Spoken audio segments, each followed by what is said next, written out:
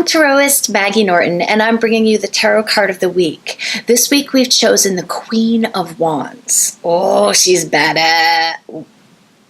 Anyway, she's awesome. Okay, she is I am woman, hear me roar energy. The Queen of Wands has so much power, and it's put out into the world for people to see. People need to see your passion. They need to see your intensity, okay? They need to feel it, okay? So it's your responsibility to just be that creative energy self that you are, but be willing to express it out in the world. You're not going to be able to hide under a rock this week. Not with the Queen of Wands. You're going to be really out there, really active, and pushing that energy into the world. And I don't mean push as in impose it. You're not imposing energy, you're just expressing energy.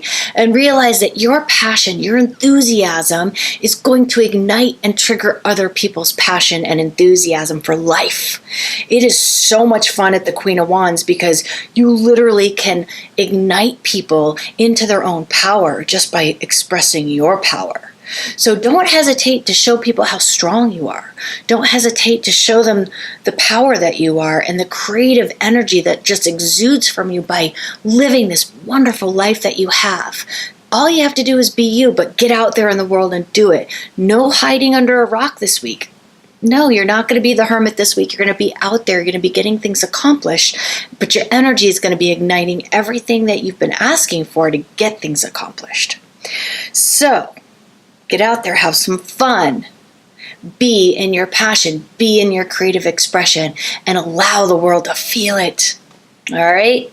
Have fun this week. It should be really, really, really fun. And also take note of how people respond to you, because you do have a lot of potency in your energy, and it's going to be felt in the world. Okay? So enjoy, have fun with it, and you can learn a lot about yourself this week as well. Okay? Enjoy.